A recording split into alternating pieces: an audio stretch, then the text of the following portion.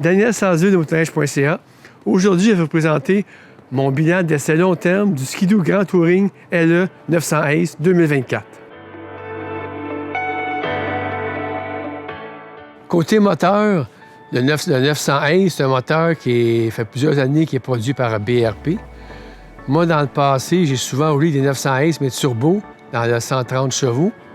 Fait que j'étais un peu sceptique au début en tombant sur un 95 chevaux.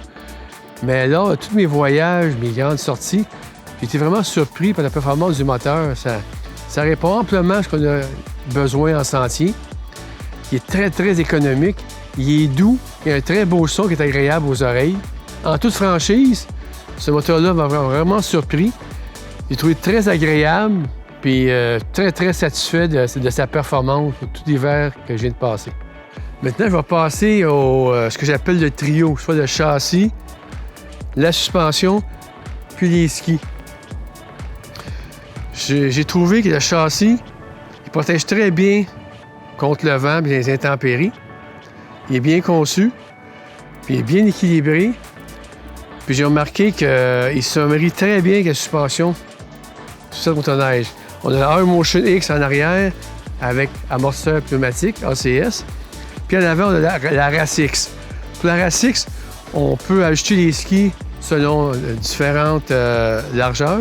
Moi, j'ai mis à 43 pouces, qui est un petit peu plus large que la norme de l'industrie. Je vais vous dire que ça porte très, très bien. Les sentiers, ça ne me dérangeait pas vraiment qu'il y ait des bosses. J'ai même eu une sortie dans un voyage qu'on n'a pas eu le choix de rouler. Il a fait très chaud la veille. Les sentiers étaient vraiment affreux. Les surfaceurs ne pouvaient pas passer, c'était trop mou. Fait qu'on parle de montagnes et de cratères. Puis là, j'y vais vraiment à suspension à l'œuvre. J'ai fait à peu près au-dessus de 200 km dans ces conditions-là. Écoutez, c'est sûr que je me faisais brasser, ça bougeait, mais jamais ça donnait des coups qu'elle se passait à côté dans le fond. J'ai pu garder la motoneige très, très équilibrée. Elle était maniable. C'est moi qui avais le contrôle, c'est pas elle qui me dirigeait. Fait vraiment, là, méchant de bonne suspension avec le Gen 5. Côté ski, c'est un pilote 5.7 SL, sans louvoiement. Effectivement, dans les conditions normales, il n'y a pas de louvoiement. C'est vraiment le fun pour ça. Puis, ça permet d'avoir une direction légère. C'est très facile à diriger la motoneige. Mais il y a un compromis à ça, il faut s'ajuster. C'est dans les courbes, il faut les prendre moins rapidement parce que le ski, il cherche à glisser dans les courbes. Mais si vous arrivez à une vitesse qui est normale, il n'y aura pas de problème. Ce que j'ai remarqué aussi, que si vous roulez sur une surface qui est très, très dure, là, le ski, il y a beaucoup de mordants. Il n'y a plus de survirage, rien. Mais le louvoiement va apparaître un peu. Il n'est pas énorme, il est léger, mais il va en avoir un peu. Mais j'ai vraiment aimé ma conduite cet hiver avec ce ski-là. Côté traction, c'est pour ça que je viens avec un système qui s'appelle Silent-Track 2. C'est un système qui diminue considérablement le bruit causé par la chenille et qui minimise beaucoup les vibrations. J'ai vraiment pu l'apprécier cet hiver. J'entendais beaucoup plus mon moteur et le vent après mon casque.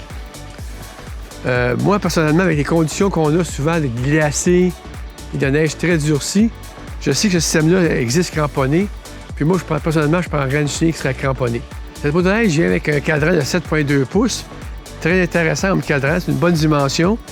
Toute l'information qui est nécessaire quand on roule se retrouve devant nous. On n'a pas besoin d'aller la chercher qu'avec les boutons.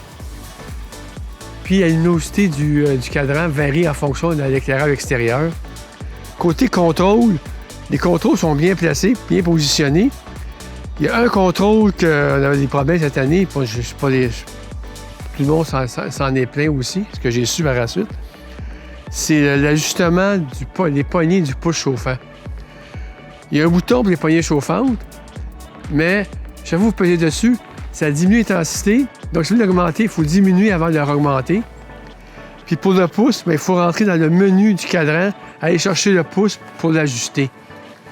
C'est une situation que j'ai discuté avec BRP, puis ils m'ont informé que pour 2025, c'est réglé.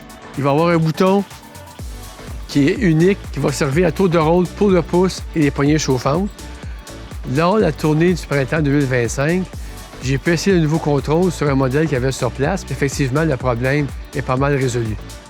De série, Entre autres, la Grand Touring LE vient avec des nouveaux phares LED en avant.